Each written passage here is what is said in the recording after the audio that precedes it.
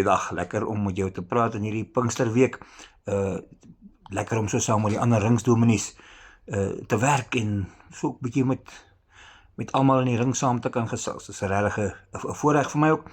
En ek gaan vandag bietjie gaan ons stil staan by die vertroosting en die genesing van die Heilige Gees. En mag die Gees self ons harte oopmaak. Ons laat verstaan. Vader, baie dankie vir hierdie voorreg, hierdie paar oomblikke om net stil te word, te vra, Here, maak ons oop. Pinkstertyd is 'n mooi tyd, 'n spesiale tyd, 'n tyd wat deur die geskiedenis kom van ons kerk. Maar eintlik wil ons hê die Gees moet altyd met ons praat. Nie net nou nie. Ons wil die vrug van die Gees leef en beleef. Ons wil die gawes van die Gees uitdeel. Ons wil die teenwoordigheid van die Gees beleef. Vanaand en môreoggend en elke dag van ons lewe. Praat met ons deur die woord. In Jesus se naam. Amen. Ek wil vir ons 'n paar verse lees uit Johannes 20. Jesus verskyn aan sy disippels, dis Johannes se weergawe van Jesus se teenwoordigheid by sy disippels tussen sy opstanding en dan die hemelvaart, uitstorting van die Heilige Gees. Daardie Sondag aand, vers 19 van Johannes 20, daardie Sondag aand was die disippels bymekaar, alhoewel die deure gesluit was, omdat hulle bang was vir die Jode, het Jesus gekom en tussen hulle gaan staan en vir hulle gesê, vrede vir julle. Nadat hy het gesê, het wys hy vir hulle sy hande. Die disippels was baie bly toe hulle hom sien. Vrede vir julle, sê hy weer vir hulle. Soos die Vader my gestuur het, stuur ek julle ook. Nadat hy dit gesê het, blaas hy oor hulle en sê, ontvang die Heilige Gees. En dan sê hy vers 23, as julle vir mense hulle sondes vergewe, word dit hulle deur God vergewe.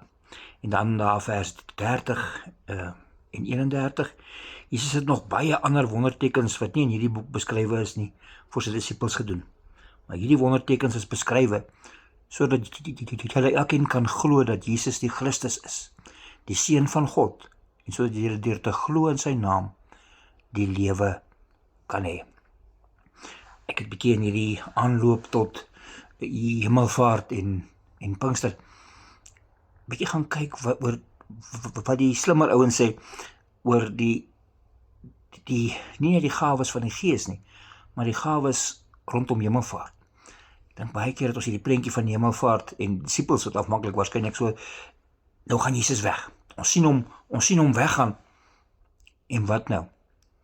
Maar ons weet mos dat hemelvaart is nie 'n weggaan nie, dis Jesus op 'n ander manier teenwoordig.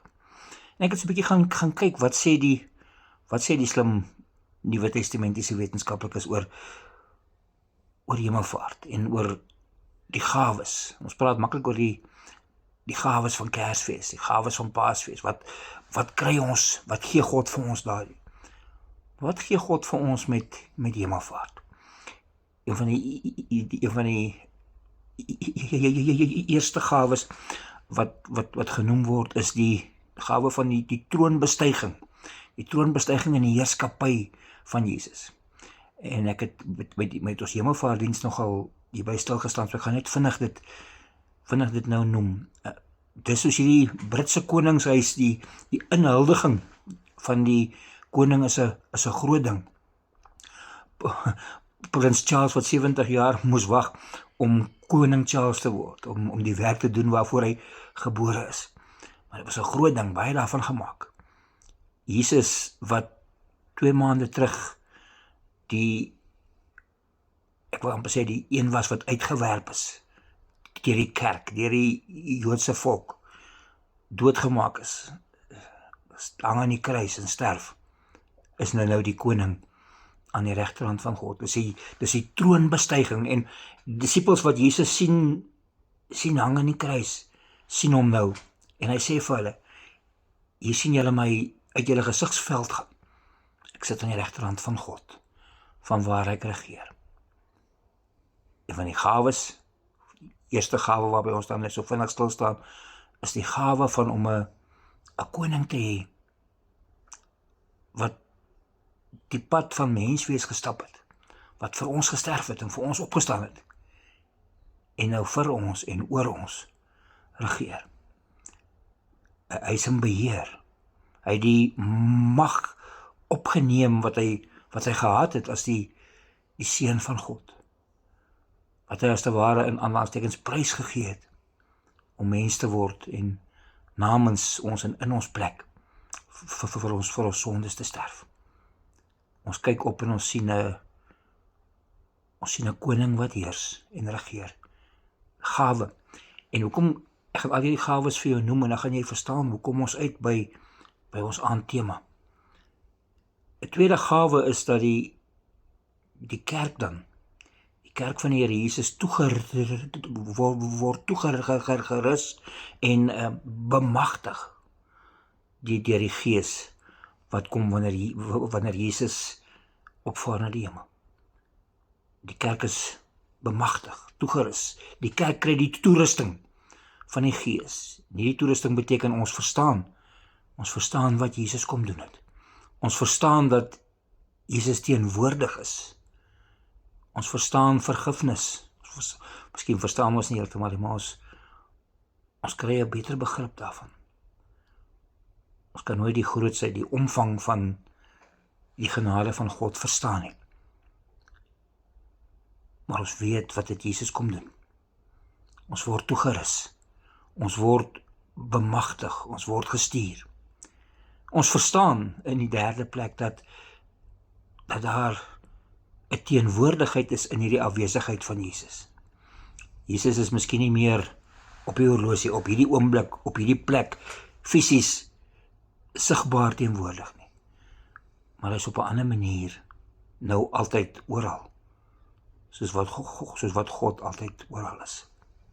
Jesus, God, deur die werking en die teenwoordigheid van die Gees, is nie nou meer vasgevang soos die aardse Jesus op 'n spesifieke plek, op 'n spesifieke uur van die dag nie. Die altyd en die oral daarvan. Nog 'n gawe is die feit dat die Bybel sê Jesus tree in vir ons waar hy aan die regterhand van die Vader sit. En dit gee hoop. Ek en Magda sal mekaar partykeer sê, joh, ek is op 'n plek waar ek wil hê jy moet vanaand vir my bid. En dan as ons daar is en ons bid vir mekaar, dan kan ons ook mekaar herinner dat die Gees ook vir ons bid. Daar waar my woorde op is, daar waar my verstaan op is, sien ek voor my geestesoog dat Jesus so oorleen en in die Vader se oor fluister, dis ons menslaai. Dis ons kind. Hy kry swaar. Ons gee om. Ek bid vanaand vir hom. Ek tree in vir hom. Kom ons hou vir hom styf vas. In hierdie uitdaging waar hy nou is. Die Nuwe Testamentiese wetenskaplike sê daar's ook 'n opname van my menslikheid in God. Ek sterf saam met Jesus. Ek staan saam met hom op. Ek vaar as te ware saam met hom op. My menswees is in God opgeneem. En dis boek aan ons verstaan hierdie. Maar my menswees is nie eenkant alleen in 'n hoekie nie. Ek is deel van God se plan. Ek is deel van die prentjie. Ek is in God opgeneem deur wat Jesus kom doen het. Hoekom sê ons al hierdie dinge so as 'n lang inleiding as ons wil praat oor die vertroosting en die genesing deur die Heilige Gees. Jesus sê vir sy disippels, as hy die Gees oor hulle uitblaas, dan sê hy, vrede vir julle. Ek stuur julle. Ontvang my Gees, gaan lewe daarmee. En dan, wat is meer genesend en vertroostend as om te sê, jou sondes is vergewe. Jy's in 'n nuwe verhouding met God. Jou menswees is nou heeltemal vry. Vat dit vir jouself en gaan deel dit uit. Gaan word gesond. Dis skuld en angs en vrees wat ons siek maak. Die bewus van ons is eintlik 'n mens wat deur die sonde dood is. En Jesus sê, die Gees wil kom genees. Die Gees wil jou laat verstaan dat as ek daar aan die regterhand van die Vader sit en regeer en intree vir jou en deur my Gees elke dag teenwoordig is om jou te laat verstaan dat jy genees en bevry is. Jy is nooit alleen nie. Gesond word, genesing, vertroosting lê in die naby wees van Jesus deur die Gees. Wat 'n voorreg, ek sê altyd, dit is vir my die grootste voorreg van dominee wees, om te kan sê, ek en jy is vergewe, om die genade van God te verkondig, deur die werk en die verstaan van die Gees binne in ons. Dit genees ons stikkend, ons dood, ons seer. Dit genees en herstel ons verhouding met God. Dit gee ook genesende krag in die ander verhoudinge waarin ons staan. Die laaste vers wat ons saam gelees het sê, hierdie wondertekens van Jesus is beskrywe sodat jy kan glo dat Jesus die Christus is, die Seun van God. Die Gees wil ons in Jesus laat glo, wil ons beter laat verstaan wat Jesus kom doen het. Dat hy kom genees en bevry. Kom troos gee bo elke hartseer. En dan sê die vers, sodat julle deur te glo in sy naam die lewe kan hê. Hierdie genesing is die opstanding uit die dood, is die nuwe lewe, is 'n lewe saam met God, wat soos die kinders sal sê, die ultimate genesing en troos is. En nou kan ons teruggaan na ons, in aanhalingstekens, gewone lewe toe. As mense wat genees is. As mense wat 'n koning op die troon het. Maar 'n teenwoordige God by ons elke dag. 'n God wat vir ons intree en lief is, waarvan ons deel is.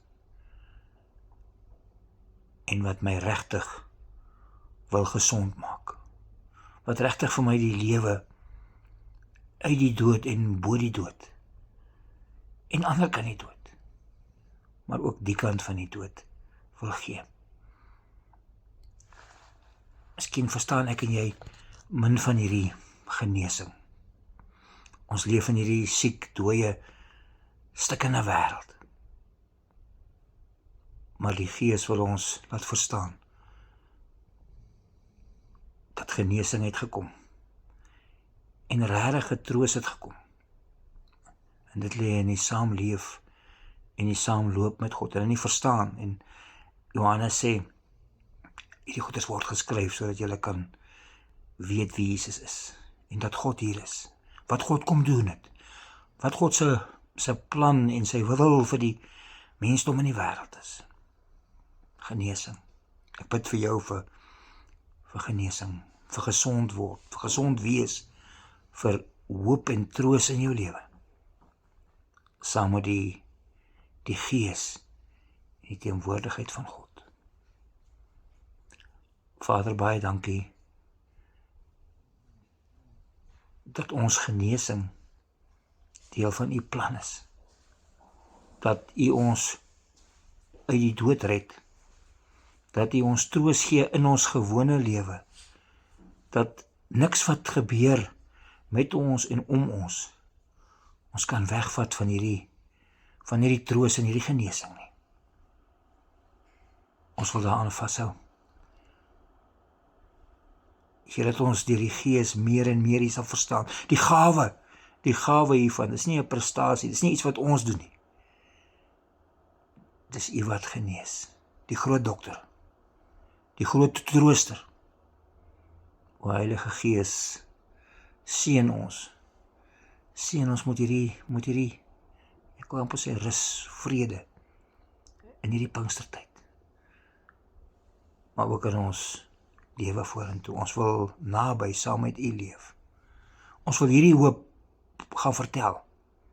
Soos Johannes sê, ons wil, Jesus stuur ons om hierdie hoop te gaan deel, hierdie troos, om die gesond word boodskap, die vryspraak boodskap, verder te gaan leef.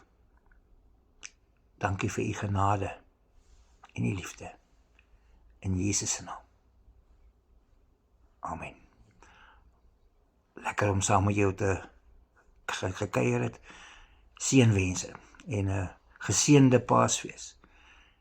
En ja, sommer net die hele kerkjaar en die hele res van ons lewe in die bewuste teenwoordigheid van die God wat genees en troos.